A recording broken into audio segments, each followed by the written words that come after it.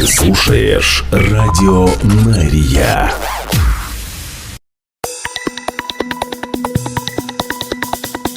Израильская служба новостей в прямом эфире на Радио Мария. Здравствуйте. Сегодня понедельник, 24 февраля. Мы начинаем.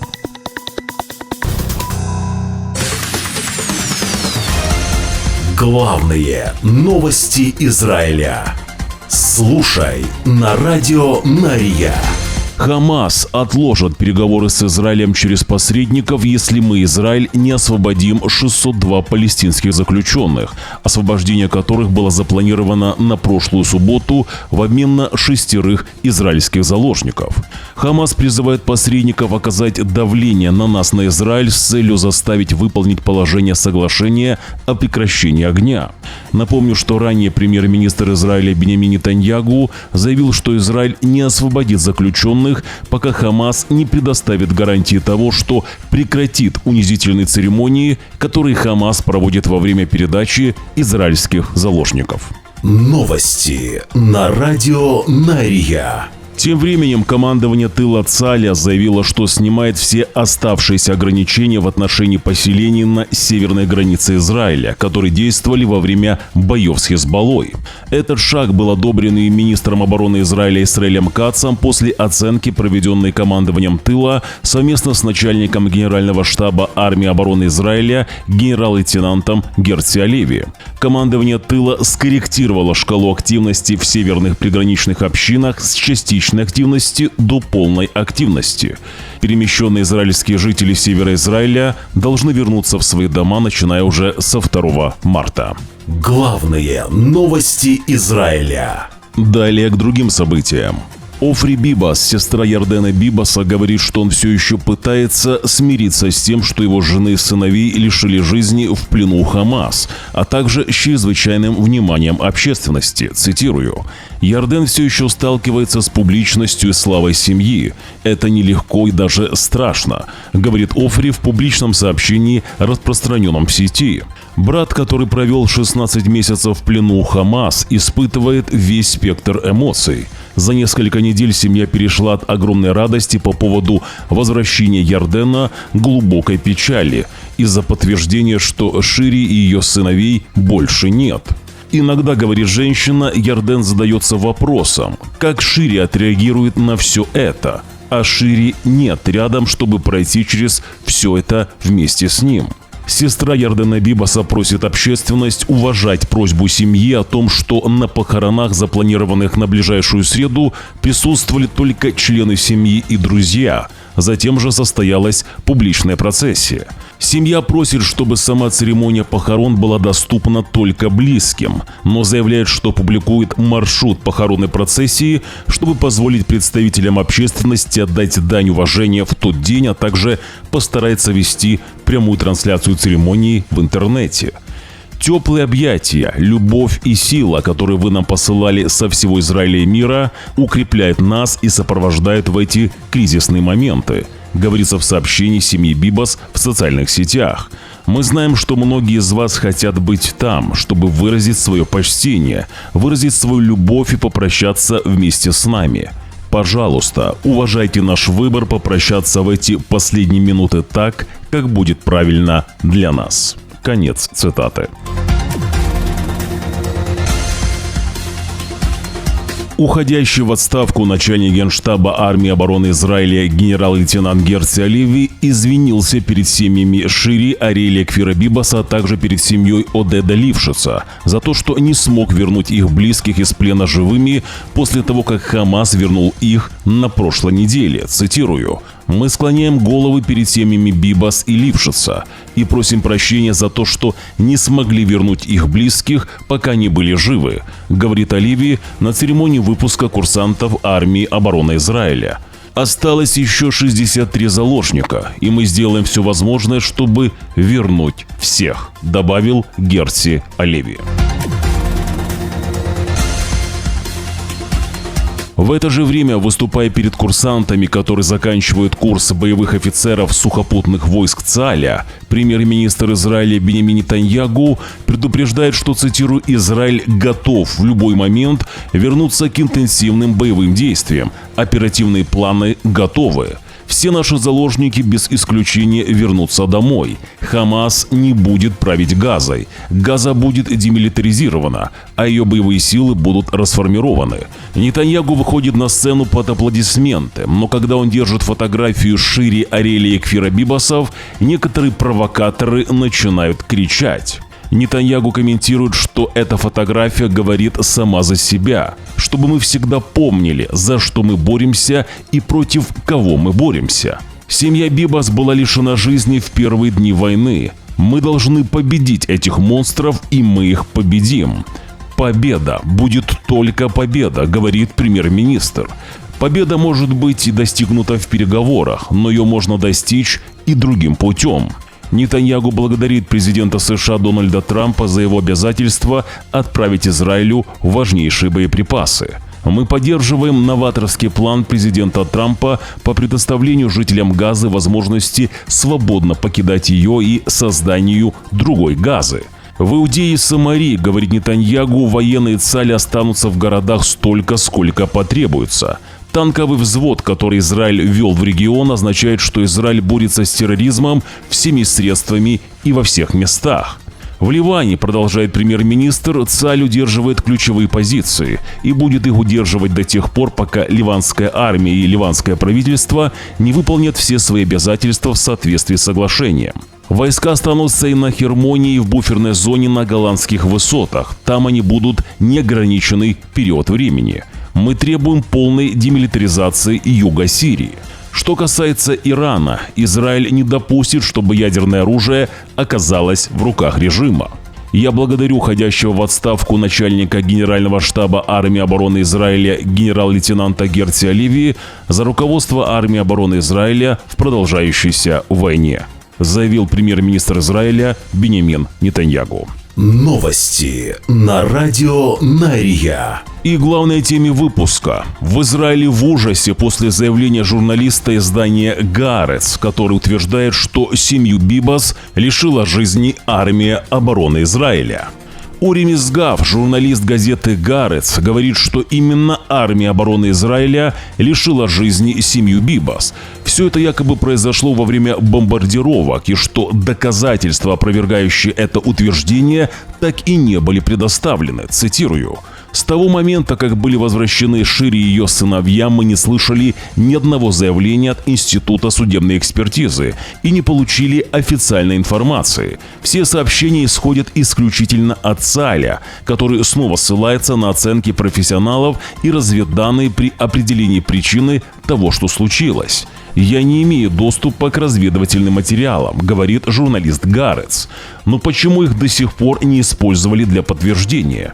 Я люблю ЦААль и всегда стремлюсь верить ему. И готов признать ошибки, если они будут доказаны. Но также важно стремиться к правде и настаивать на ее полном установлении, особенно в случаях, когда возникает подозрение о дружественном огне или же в результате ошибок ЦААля». Мизгав пишет, что Хамас предлагал вернуть Шири сыновей еще в ходе первой сделки, но Нетаньягу мог специально сорвать продвижение переговоров, поскольку всячески рекламировал военное давление, которое поможет вернуть заложников. Тогда ему не нужно было то, что от них осталось, сообщает журналист. В декабре 23 года Хамас объявили, что не смогут вернуть живыми Шири и сыновей, и предложили вместо них вернуть 3 мужчин. Нетаньягу ухватился за этот шанс, отказался от предложения и сорвал сделку. С тех пор же 3 мужчин скончались. То есть Бибасов Нетаньягу использовал, чтобы бросить и принести в жертву еще больше похищенных. Конец цитаты. Напомню, что ранее армия обороны Израиля заявила, что семья Бибас, Шири и сыновья были лишены жизни Хамас, на что Хамас ответили, что именно ЦААль виноват в том, что случилось. Фактически журналист Гаарец подтверждает то, что говорит Хамас. На момент выхода наших новостей в эфир комментариев по этому вопросу от правительства Израиля не поступало. Главные новости Израиля. Министр обороны Израиля Исраэль Кац и министр финансов Бецалель Смотрич договорились о ряде поправок к законодательству, над которыми они работают, чтобы провести их через Кнессет с целью расширения поддержки вдов, вдовцов и детей, тех, чьи родные пали при исполнении служебных обязанностей в армии обороны Израиля и силовых структурах. Лица, потерявшие одного из родителей, будут получать ежемесячное пособие, которое составит 3465 шекелей в возрасте от 21 года до 30 лет. В течение следующих 10 лет они будут получать 2000 шекелей в месяц. Лица, потерявшие обоих родителей, будут получать ежемесячную субсидию в размере 8787 шекелей до достижения ими 30-летнего возраста. В настоящее время субсидия предоставляется только лицам моложе 25 лет. Лица старше 30 лет также будут иметь право на другие гранты на общую сумму до 50 тысяч шекелей, а лица моложе 18 лет получат бюджет в размере 50 тысяч шекелей на программу персональной поддержки. Размер пособия по достижению 30-летнего возраста, вступления в брак или покупки дома будет увеличен с суммы 170 752 шекеля до суммы 300 тысяч шекелей. Это 84 тысячи долларов. Помощь в трудоустройстве и образовательные гранты будут доступны до достижения 60-летнего возраста. Вдовы и вдовцы также получат расширенные льготы, включая сохранение права на пенсию своего любимого человека даже после повторного брака. Вдовы получат дополнительный грант, равный средней заработной плате в течение первых 3 месяцев, а также получат покрытие расходов на уход, увеличенную жилищную помощь и еще дополнительно 1641 шекель для тех, у кого нет дохода. Речь идет об исправлении исторической несправедливости, говорит министр обороны Исраэль Кац, о шаге, который приведет к значительному улучшению условий и прав сирот и вдов за счет увеличения выплат. Министр финансов Бецалель Смотрич добавляет: мы предоставляем широкий и всеобъемлющий пакет, включающий ежемесячные пособия, жилищные субсидии и личную поддержку, чтобы обеспечить лучшее будущее тем, кто заплатил высокую цену за безопасность страны, заявил министр финансов Израиля Бецалель Смотрич. Израильские власти заявили, что пресекли попытку провести запрещенные предметы в сектор Газа в фуре с гуманитарной помощью. По данным Министерства обороны Израиля и полиции Израиля, в фуре с гуманитарной помощью, которая следовала в северную часть Газы, были обнаружены 650 смартфонов, десятки сим-карт, 3 проектора и запасные части для автомобилей. Водитель, гражданин Израиля, был арестован. Депутат Кнессета Наама Лазими утверждает, что сын премьер-министра Израиля Биньямина Нетаньягу Яир Нетаньягу был выслан за границу после того, как ударил премьер-министра. Депутат Кнессета от оппозиции сделал этот комментарий на заседании финансовой комиссии Кнессета, задавая вопросы о финансировании 2-месячного визита жены премьер-министра Сары Нетаньягу в Соединенные Штаты и ежегодных расходах на обеспечение безопасности Яира Нетаньягу, сына премьер-министра, проживающего в Майами. Я хочу спросить, заложена ли эта сумма в бюджет и есть ли еще намерение финансировать пребывание Яира Нетаньягу в Майами? Яир ударил премьер-министра и был вынужден уехать за границу, поскольку нанес ущерб символу власти.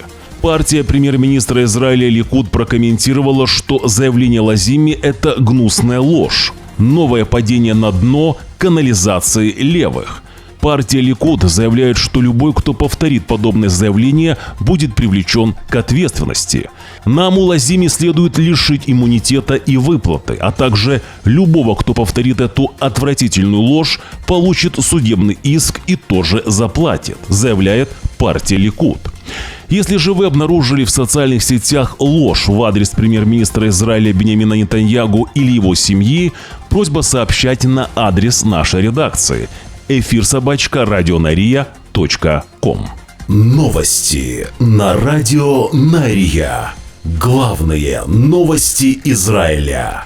Напоминаем, что появился фейковый канал новостей, канал, который постоянно распространяет ложь, всех хоронит и вводит войска в разные страны. Фейковый канал использует обложки видео, которые идентичны обложкам нашего канала. Обратите внимание, на оригинальном канале Радио Нария на обложке видео указано, что это Радио Нария.